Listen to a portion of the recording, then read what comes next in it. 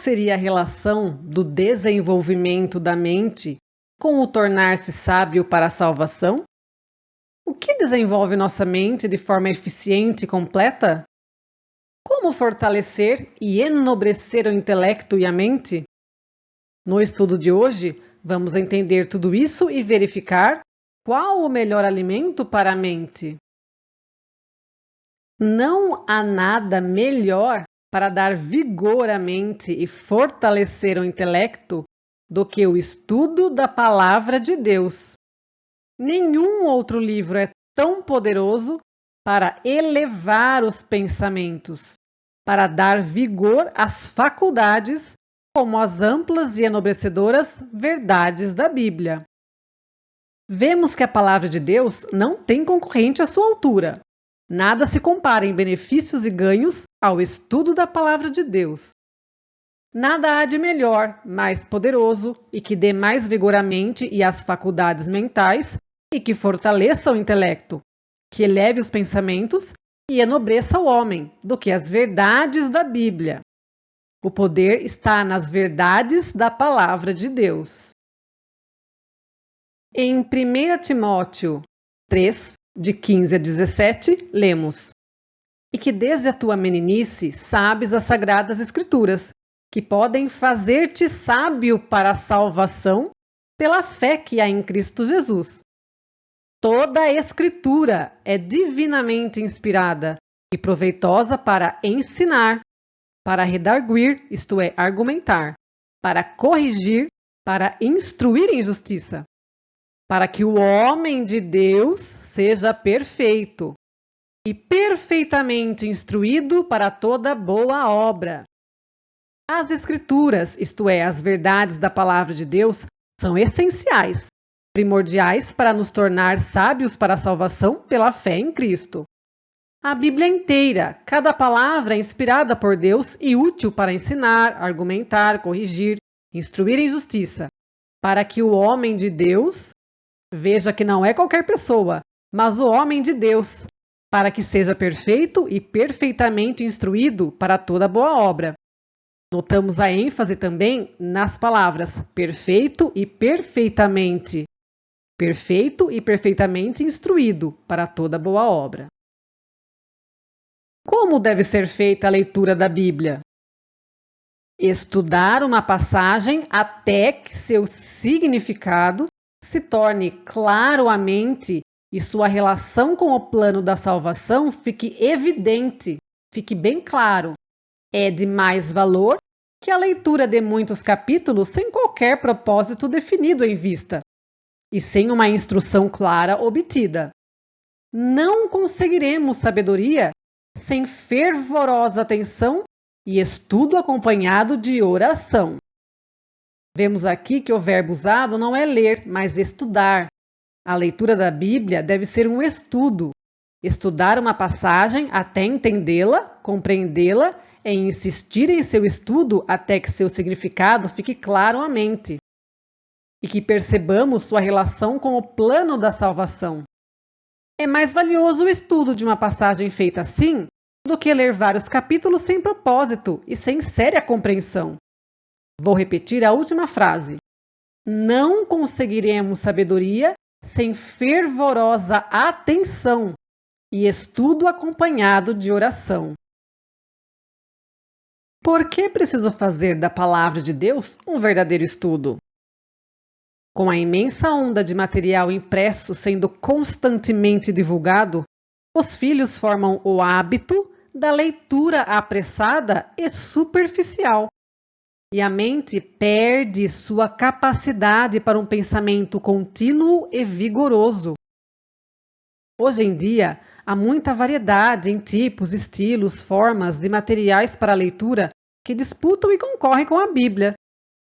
E quem desperdiça seu tempo com o consumo desse material se prejudica, pois fazem com que o leitor se habitue com uma leitura apressada e superficial, visto que são materiais vazios e muitas vezes inúteis e inapropriados. E a mente perde sua capacidade para um pensamento contínuo, que tenha sentido, coerência, e perde a capacidade para um pensamento vigoroso. Muito sério isso. Outro motivo para fazer um verdadeiro estudo da Palavra de Deus é que a mente é apoucada, isto é, diminuída, enfraquecida, porque não se exercitam em buscar os tesouros escondidos da Palavra de Deus. Se a mente não se ergue para fazer vigorosos e persistentes esforços no empenho de compreender a verdade, comparando passagem com passagem, ela, por certo, se contrairá e perderá seu tônus. Devemos perscrutar as verdades que não ficam diretamente na superfície. Aprendemos aqui que devemos exercitar a mente com vigorosos, poderosos e persistentes esforços na busca dos tesouros escondidos na Palavra de Deus. Observamos também que o texto diz tesouros escondidos. Tesouros são joias preciosíssimas. Joias preciosas escondidas, isto é, não estão na superfície. Também não se adquirem sem esforço, não.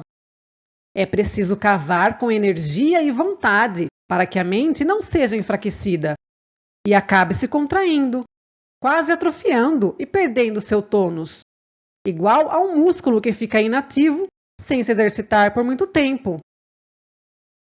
Como deve ser realizado esse estudo? Temos de ter a simplicidade e a fé possuídos por uma criança, prontos a aprender e rogando o auxílio do Espírito Santo. O senso do poder e sabedoria de Deus e de nossa inaptidão para compreender sua grandeza deve inspirar-nos humildade. E devemos abrir sua palavra como se fôssemos a sua presença, com santo e reverente temor. Então, o estudo da Palavra de Deus deve ser efetuado tendo a simplicidade e a fé de uma criança, prontos a aprender e rogando o auxílio do Espírito Santo de Deus. O senso, a percepção do poder e sabedoria de Deus e a noção de nossa inaptidão para compreender sua grandeza já deve ser suficiente para inspirar-nos humildade. E ao abrir sua palavra para o estudo, devemos nos portar, nos sentir e nos ver como estando em sua santa presença, tendo no coração um santo e reverente temor, respeito à palavra de Deus. Quais os maiores ganhos espirituais ao fazer do estudo um hábito? Salvaguarda contra a tentação e para sermos transformados. Muitíssimo importantes esses dois itens para nosso desenvolvimento e aprimoramento espiritual e o de nosso caráter, para salvaguardar-nos contra a tentação e para sermos transformados à imagem de Jesus. Vamos analisar o primeiro ganho espiritual, salvaguarda contra a tentação, citando Salmos 119:11. Escondi a tua palavra no meu coração para eu não pecar contra ti. Mais uma vez enfatizando essa utilidade tão necessária em nossa vida cristã, a de se guardar da tentação e não pecar contra Deus. Esconder a palavra de Deus em nosso coração significa estudar a palavra, entender, assimilar, registrá-la no coração, para que quando a tentação se aproximar, nos lembremos dessa palavra guardada e enfrentemos a tentação como Cristo fez. Por qual meio venceu Cristo no conflito contra Satanás? Isto é, como Cristo se guardou da tentação? Pela palavra de Deus. Unicamente pela palavra, ele pôde resistir à tentação. Está escrito, dizia, toda promessa da palavra de Deus nos pertence. Muito importante esse texto. Cristo venceu se utilizando unicamente da palavra. Assim resistiu à tentação, enfrentando-a. Está escrito assim, assim, dizia. Toda promessa, não é uma, duas ou meia dúzia delas, mas toda promessa contida na palavra de Deus pertence a nós. E como vamos vencer o maligno se não conhecemos a palavra e nem conhecermos nenhuma dessas promessas? A palavra de Deus é uma lâmpada para os nossos pés e uma luz para o nosso caminho. Guardo no coração as tuas palavras para não pecar contra ti. Salmos 119, 11, como já vimos anteriormente. O coração previamente ocupado, quer dizer, ocupado anteriormente com a palavra de Deus, é fortalecido contra Satanás. Os que tornam a Cristo seu cotidiano companheiro, isto é, seu companheiro diário, momento a momento, e familiar amigo, sentirão que os envolvem os poderes de um mundo invisível e, olhando para Jesus, se tornarão assemelhados à sua imagem. Contemplando, tornam-se transformados segundo o modelo divino. O caráter se lhes torna abrandado, enobrecido e dignificado para o reino celestial. Aqui temos juntos os dois conceitos mencionados como ganhos espirituais adquiridos pelo estudo da Palavra de Deus. 1, a salvaguarda contra a tentação, e 2, para sermos transformados pela contemplação de Jesus e seus ensinos. Ao estudarmos a Bíblia, contemplamos Cristo transcrito ali, e permanecendo nisto, aos poucos vamos nos tornando como Ele. Nosso caráter se tornará brando, manso, humilde, mais nobre e digno para o reino dos céus. Que doce e feliz promessa! Assim seguimos para o segundo item a respeito dos ganhos pelo estudo da Bíblia. Para sermos transformados. É lei tanto da natureza intelectual como da espiritual que pela contemplação nos transformamos. O espírito gradualmente, isto é, aos poucos, se adapta aos assuntos com os quais lhe é permitido ocupar-se.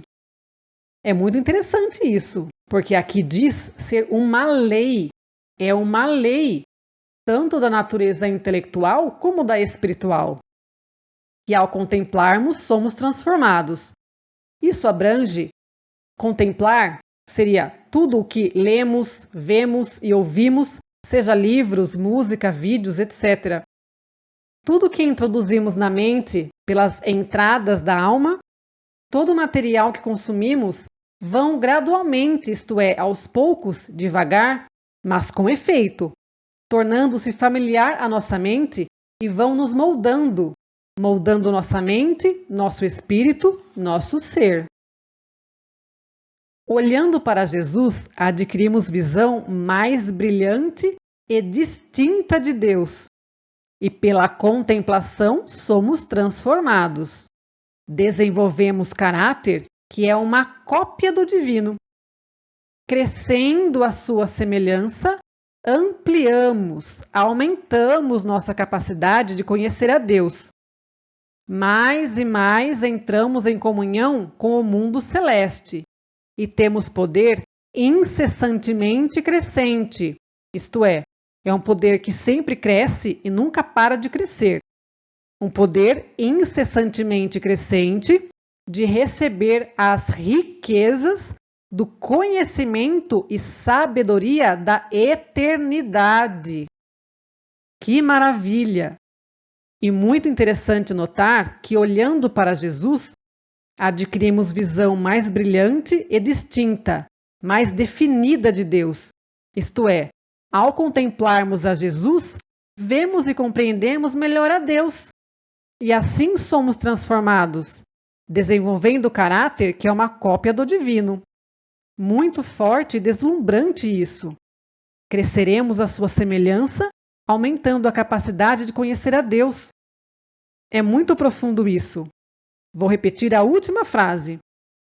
Mais e mais entramos em comunhão com o mundo celeste e temos poder incessantemente crescente de receber as riquezas do conhecimento e sabedoria da eternidade.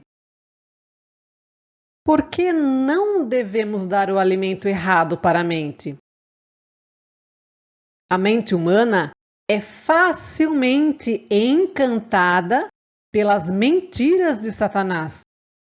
E essas obras produzem uma aversão à contemplação da palavra de Deus.